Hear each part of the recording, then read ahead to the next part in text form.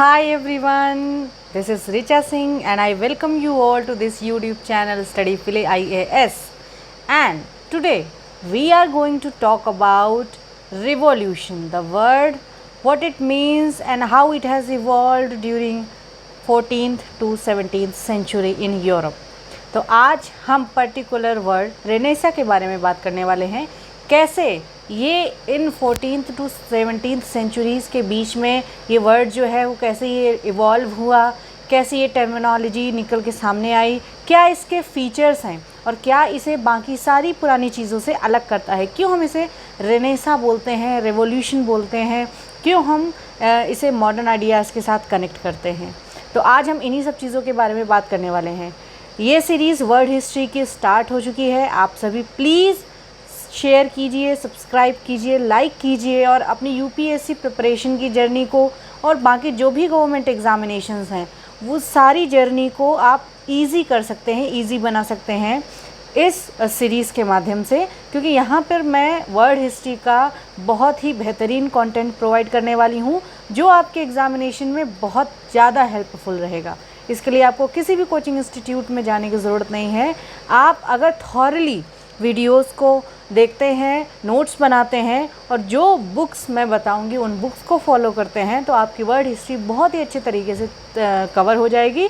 और जो भी गवर्नमेंट एग्ज़ामिनेशन है जहाँ पर हिस्ट्री एज अ सब्जेक्ट है वहाँ पर वर्ड हिस्ट्री का अपना एक इम्पॉर्टेंस है, वहाँ पर आपको इससे बहुत हेल्प मिलने वाली है। तो बिना टाइम वेस्ट किए हुए चलिए हम शुरुआत करते हैं और हम बात करने वाले हैं रेनेसा की। रेनेसा का मतलब क्या होता है, what is the meaning of Renaissance.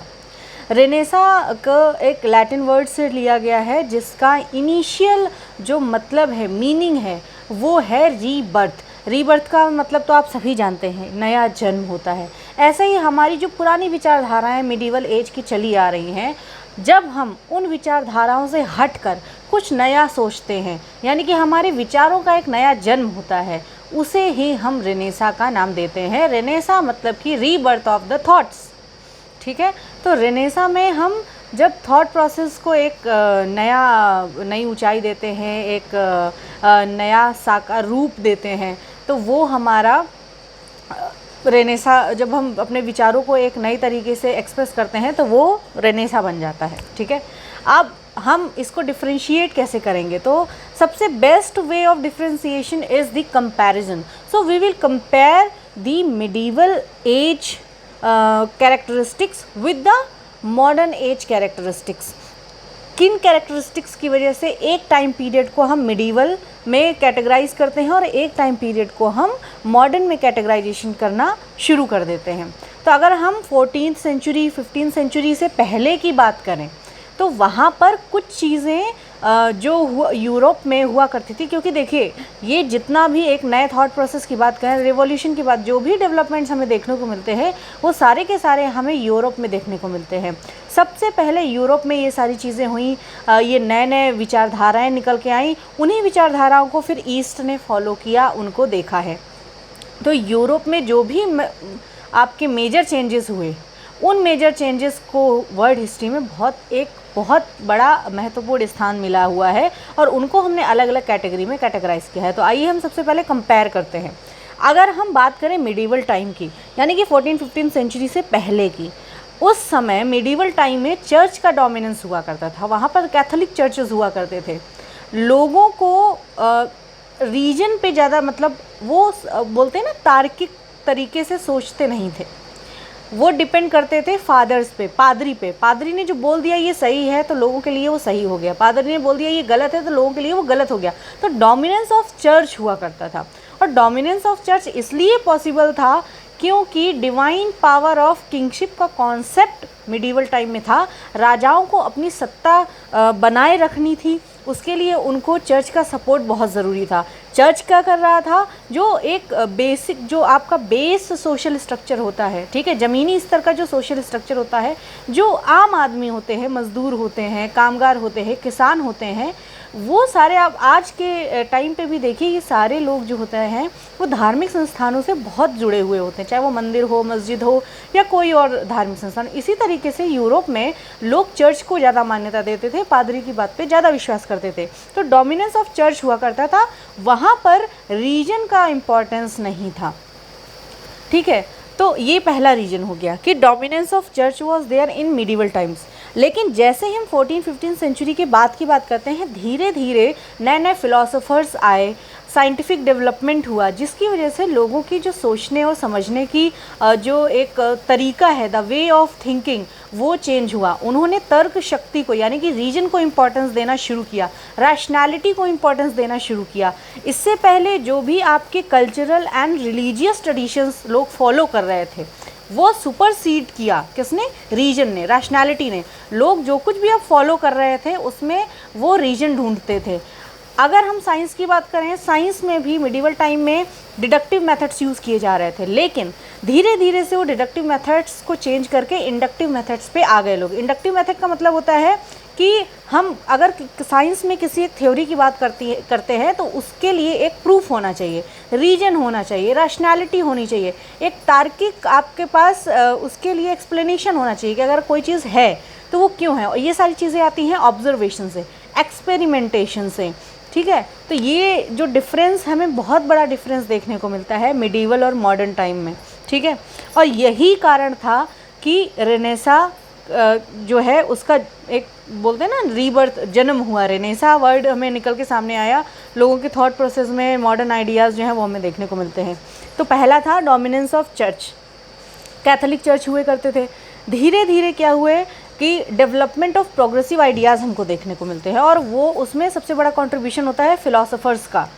ठीक है, नेक्स्ट अगर हम बात करें मिडिवल और मॉडर्न टाइम के डिफरेंस की, तो ये है आपका फ्यूडलिज़म। ठीक है, फ्यूडल कैरेक्टर जो होता है, तो फ्यूडलिज़म मिडिवल टाइम्स में हम फ्यूडलिज़म को ज़्यादा देखते हैं। धीरे धीरे जैसे ही टाइम आगे बढ़ता है फ्यूडलिज़म डिक्लाइन होता है, और वहाँ पर डिपेंडेंट जो इंडिविजुअलिटी होती है, ठीक है, उस पर ज़्यादा फोकस किया जाता है। इनलाइटनमेंट होता है, बहुत सारे फिलोसोफर्स आते हैं, बहुत सारे साइंटिस्ट आते हैं जो अपने ऑब्जर्वेशन और एक्सपेरिमेंटेशन के माध्यम से लोगों को एक नए तरीके से सोचने का तरीका प्रोवाइड करते हैं, उन्हें नई नई चीज़ें बताते हैं, उनको अपने राइट्स के बारे में बताते हैं। ठीक है, तो डोमिनेंस ऑफ चर्च हुआ, जिसको हम रिप्लेस किया किसने? प्रोग्रेसिव थॉट ने। फ्यूडलिज़म आया, फ्यूडलिज़म धीरे धीरे डिक्लाइन हुआ। फ्यूडलिज़म जब डिक्लाइन हुआ तो उसको रिप्लेस किया किससे? इनलाइटनमेंट में, लोग इनलाइटन हुए।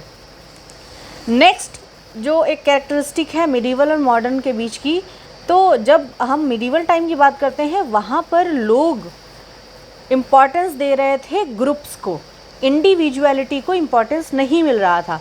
लेकिन टाइम पीरियड जैसे ही आगे बढ़ता है, जैसे ही लोग इनलाइटन होते हैं, न्यू थॉट प्रोसेस आता है, रैशनैलिटी आती है, रीजन आता है, इंडिविजुअलिटी को इम्पॉर्टेंस देना शुरू हो जाता है। इसका सबसे इनलाइटनमेंट का जो सबसे बड़ा अगर बोले कंट्रीब्यूशन, इनलाइटनमेंट थॉट प्रोसेस आने में सबसे बड़ा कंट्रीब्यूशन जिस चीज़ का है वो उनमें से एक है आपके लाइब्रेरीज़। ठीक है, सोशल स्फेयर, पैम्फलेट्स का छपना, प्रिंटिंग प्रेस का आना, इससे क्या हुआ, लोग अपने आइडियाज़ को ईजिली बहुत दूर दूर तक, बहुत लोगों तक पहुंचाने लगे।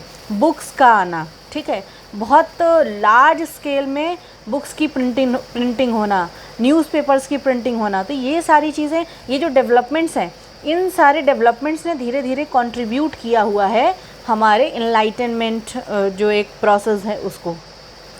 नेक्स्ट अगर हम बात करें, पहला ग्रुप को इम्पोर्टेंस मिलती थी, धीरे धीरे इंडिविजुअल को इम्पोर्टेंस मिलना शुरू हो गई। कमर्शियल रिवॉल्यूशन हमें देखने को मिला, एग्रीकल्चर में रिवॉल्यूशन हमें देखने को मिला अगर हम 17वीं सेंचुरी की बात करें। इंडस्ट्रियल रिवॉल्यूशन हमें देखने को मिला अगर हम 18वीं सेंचुरी की बात करें। मशीन्स का आना शुरू हुआ, पहले मैन मेड चीज़ें हुआ करती थी, फिर धीरे धीरे मशीन्स का आना शुरू हुआ। मशीन का यूज़ एग्रीकल्चर में भी देखने को मिलता है, इंडस्ट्री में भी देखने को मिलता है, साइंस में भी देखने को मिलता है। इक्विपमेंट्स आने लगे, धीरे धीरे साइंस डेवलप होने लगी। तो ये धीरे धीरे बहुत सारे चेंजेस हैं जिसने रेवोल्यूशन पे अपना कंट्रीब्यूशन दिया है। अब बात करें हम मिडिवल टाइम की, तो मिडिवल टाइम में इर्रेशनैलिटी थी, ठीक है, बैकवर्ड और ट्रेडिशनल आइडियाज़ जो थे वो डोमिनेट कर रहे थे। जैसे जैसे हम आगे बढ़ते हैं प्रोग्रेसिव थॉट हमें देखने को मिलती है। और कंजर्वेटिज़म था उस टाइम पे, जो सोशियो इकोनॉमिक और पॉलिटिकल स्फेयर में हमें डाउनहिल ट्रेंड देखने को मिलते हैं।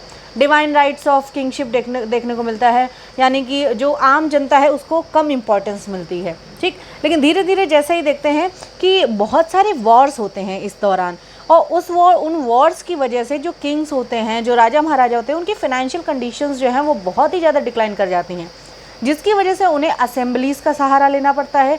और जब असेंबलीज़ का सहारा लेते हैं, लोगों की मदद मांगते हैं, तो लोग, जाहिर सी बात है कि जब आप बहुत सारी चीज़ों का कंट्रीब्यूशन लेते हैं तो वो अपने राइट्स के बारे में भी बात करेंगे। जैसे जब असेंबलीज़ को बुलाया गया, कॉमन मैन को इन्वॉल्व किया गया, तब उन्होंने अपने राइट्स की बात की। और धीरे धीरे हमें एक डेमोक्रेटिक सिस्टम जो है उसका डेवलपमेंट देखने को मिलता है। यही सारी चीज़ें हैं जिसे हम एक वर्ड रेनेसा में कंबाइन करते हैं। रेनेसा क्या है? रेनेसा है rebirth of thought. Rebirth of thought का मतलब एक पुराना कंजर्वेटिव जो थॉट प्रोसेस चल रहा था वो चेंज करके हम मॉडर्न आइडियाज़ पे आ गए।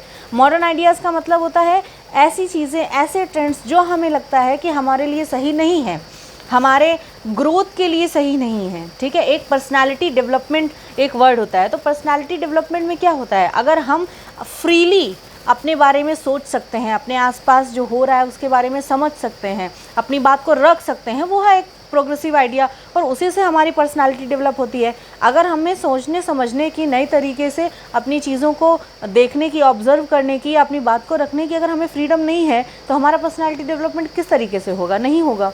तो यही चीज़ें जो हुई, चेंजेस हुए, डेवलपमेंट कोई भी होगा वो अपने साथ कुछ नया लेके आएगा, ठीक है। साइंस में डेवलप हुआ तो एक नई नई थ्योरीज़ आई, ठीक है। जैसे हम पहले सोचते थे कि नहीं, ये पहले की जो बहुत, अगर हम बात करें गलीलियो से पहले की, तो वहाँ पर ये माना जाता था कि अर्थ स्टेबल है, सन उसके चारों तरफ उसके चक्कर लगा रहा है। लेकिन जैसे जैसे साइंस में डेवलपमेंट हुआ, हमें ये पता चला कि नहीं, अर्थ स्टेबल नहीं है, सन है, सन के चारों तरफ जो चक्कर है वो अर्थ लगा रही है, ना कि वाइसा वर्सा।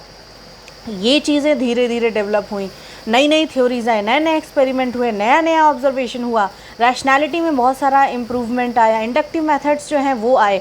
इन सब चीज़ों ने कंट्रीब्यूट किया हमारे रेनेसा के डेवलपमेंट में। इनलाइटेंड हुआ इंसान, उसको ये पता चला कि क्या चीज़ है जो गलत चल रही थी अब तक, उसको हमें चेंज करना है। जब चेंजेस आते हैं, जब लोग कुछ चेंज चाहते हैं, पुरानी प्रथाओं को छोड़ना चाहते हैं, वो डेरोगेटरी सिस्टम को छोड़ना चाहते हैं। फॉर एग्जांपल हम बात करें, हमारे यहाँ सती प्रथा हुआ करती थी, जो हमें पता है विच वॉज़ वेरी डेरोगेटरी, बहुत बेकार थी, वो हटाई गई। लोगों को लगा कि नहीं, उस प्रथा को यहाँ हटाना चाहिए, हमने हटाया। तो ये है प्रोग्रेसिव थॉट प्रोसेस, ठीक है। जब किसी इंडिविजुअल को नुकसान, हमें लग रहा है कि कोई सोसाइटी को नुकसान पहुंच रहा है, किसी चीज़ से इंडिविजुअल को नुकसान पहुंच रहा है, उस चीज़ को हटाना चाहिए। हम एक नई चीज़ लेके आए जिससे सबको फ़ायदा हो रहा है, तो वो है मॉडर्न आइडियाज़, वो है प्रोग्रेसिव थॉट, जहाँ पर हम सबके डेवलपमेंट की बात करते हैं, जहाँ पर हम बार्बरस ना होके पोलाइट होते हैं।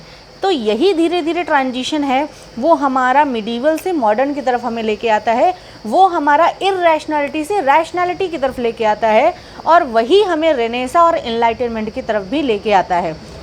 फ्यूडलिज्म में डिक्लाइन हुआ, रेनेसा आया। एक बहुत ही इम्पॉर्टेंट इवेंट 1453 में घटित हुआ, वो है fall of Constantinople. Ottoman empire के बारे में तो आप सभी जानते होंगे। तो जब फॉल ऑफ कॉन्स्टेंटिनोपल हुआ, यानी कि ओटोमन एम्पायर का डिक्लाइन हुआ, उसने भी रेनेसा में सबसे बड़ा अहम योगदान जो है वो दिया है। वो कैसे दिया है? उससे जब ओटोमन एम्पायर हुआ करता था तो ईस्ट टू वेस्ट का ट्रेड ओटोमन एम्पायर का जो रीजन था उसके थ्रू चलता, लेकिन जब उसका डिक्लाइन हुआ तो नए सी रूट्स जो हैं उनको देखा जाने लगा, उनको खोजा जाने लगा। फिर चाहे वो कोलंबस हो, फिर चाहे वो वास्को डी गामा हो, अमेरिका की खोज हुई, इंडिया की खोज हुई, ये बहुत नई नई जगह एक्सप्लोर की गई, ठीक है। तो जियोग्राफिकल जो वॉयजेस हैं वो हमें देखने को मिलते हैं, और जब जियोग्राफिकल वॉयजेस होंगे, नए नए प्लेसेस जो हैं उनका पता चलेगा, तो वहाँ के लोगों से भी कांटेक्ट बढ़ेगा। जब वहाँ के लोगों से कांटेक्ट बढ़ेगा तो जो कल्चर्स हैं आपस में, उनके बीच में भी एक कांटेक्ट इस्टेब्लिश होगा, और यही कांटेक्ट जब इस्टेब्लिश होता है तो एक दूसरे के जो विचारधाराएं होती हैं उनका आदान प्रदान होता है। उनका क्या किसका इम्पोर्टेंस है वो भी हमें देखने को मिलता है। तो हमने देखा कि 1453 में फॉल ऑफ कॉन्स्टेंटिनोपल होता है, जिसकी वजह से ट्रेड रूट्स जो होते हैं वो डिस्टर्ब होते हैं और स्पेन और पोर्तुगल जैसी जो आपकी कंट्रीज़ हैं उन पर प्रेशर पड़ता है कि जियोग्राफिकल वॉयजेस पे जाएं, नए सी रूट्स को ढूंढें, ताकि हम ट्रेड रूट्स को, जब हमारे पास ट्रेड रूट्स होंगे तो हम नई नई कंट्रीज़ के साथ ट्रेड कर पाएंगे। जियोग्राफिकल डिस्कवरीज़ देखने को मिलती हैं। अब जब हम जियोग्राफिकल डिस्कवरीज़ देखते हैं, अमेरिका की डिस्कवरी हुई, इंडिया की डिस्कवरी हुई, तो जाहिर सी बात है वहाँ पर ट्रेड बढ़ेगा। ट्रेड बढ़ेगा तो कैपिटलिज्म भी बढ़ेगा। तो यहाँ पर हमें राइज ऑफ कैपिटलिज्म भी देखने को मिलता है। अब जब ये तो आप सभी लोग जानते हैं कि ब्रिटिशर्स ने, फ्रेंच ने इंडिया को कॉलोनाइज़ किया, तो देखिए यहाँ पर जियोग्राफिकल वॉयजेस से ट्रेड रूट्स मिले। ट्रेड रूट्स से नई नई जो जियोग्राफिकल कंट्रीज़ हैं, जियोग्राफिकल एरियाज़ हैं, उनकी डिस्कवरी हुई। जब उनकी डिस्कवरी हुई तो ट्रेड बढ़ा तो उसने कैपिटलिज्म को बढ़ावा दिया। और जब कैपिटलिज्म को बढ़ावा दिया तो जाहिर सी बात है, जब किसी चीज़ को किसी इंसान को या किसी को भी थोड़ा कुछ मिलने लगता है तो उसके अंदर लालच आता है ज़्यादा पाने का। इंग्लिश के साथ भी यही हुआ, फ्रेंच के साथ भी यही हुआ। अब इसी ने जन्म दिया कॉलोनिज़म को, ठीक है। कॉलोनाइज़ किया उन लोगों ने इंडियंस को, अमेरिकन्स को, और इसी से एक जो है ना कॉलोनियलिज़म की बात करें या इम्पीरियलिज़म की बात करें, तो ये चीज़ों का हमें यहाँ पर डेवलपमेंट देखने को मिलता है। ट्रेड कॉमर्स बढ़ा, ये भी हमें देखने को मिलता है। तो पॉजिटिव चीज़ें भी हमें देखने को मिलती हैं, उसके कुछ नेगेटिव चीज़ें भी हमें देखने को मिलती हैं। अब हम बात करते हैं कि और क्या रीजन रहे हैं जिसने रेनेसा के डेवलपमेंट में अपना एक अहम योगदान दिया है। तो वो है the role of progressive rulers. ज़रूरी नहीं है कि सारे रूलर्स जो हैं वो रिग्रेसिव ही रहे हैं या वो आतताई ही रहे हैं, वो डिवाइन राइट्स ऑफ किंगशिप पे ही फोकस करते थे। कुछ प्रोग्रेसिव रूलर्स को भी हमें देखने को मिलते हैं जिन्होंने प्रोग्रेसिव थॉट प्रोसेस को बढ़ावा दिया, ठीक है, चर्च के डोमिनेंस को कम किया। तो ये भी रेनेसा में एक अहम जो है ना ये पार्ट है, इसका एक इम्पॉर्टेंट हिस्सा है, जहाँ पर हम देखते हैं कुछ प्रोग्रेसिव रूलर्स ने रेनेसा में अपना कंट्रीब्यूशन दिया है। एक मोस्ट इम्पॉर्टेंट चीज़ और है, वो है क्रूसेड। क्रूसेड का मतलब होता है the war between the Christians and the Muslims. Christians and the Muslims के बीच में जो वॉर देखने को मिलती है, उससे भी हमें ये देखने को मिलता है कि रेनेसा को बढ़ावा मिला है। कैसे बढ़ावा मिला है? जब दो अलग अलग थॉट प्रोसेस जो हैं वो आपस में टकराएंगे, तो उसमें से लोगों को ये समझ में आएगा कि क्या चीज़ अच्छी है और क्या चीज़ बुरी है, क्या प्रोग्रेसिव है और क्या रिग्रेसिव है। लोग हमेशा प्रोग्रेसिव थॉट प्रोसेस को अपनाना प्रेफर करते हैं। And one more thing, without printing press knowledge could not have spread far and wide, so the importance of printing press was also there. In 1453 the Gutenberg assisted in revival of classical learning with the help of printing press. People connected globally with the help of this technique. Pamphlets were printed, books were printed in a very large scale. तो ये आज का एक overview था Renaissance का। I hope you understand it very well. What is Renaissance, what are the factors which contributed in the evolution of Renaissance, reformation and modern ideas. So thank you very much. I hope you like this video. Please do not forget to like, share and subscribe, and please comment down whatever you are thinking about this series. What all are the suggestions you want to give? Please write it down in the comment sections. Your suggestions are most welcome. I will work upon it. So bye bye. Thank you for watching.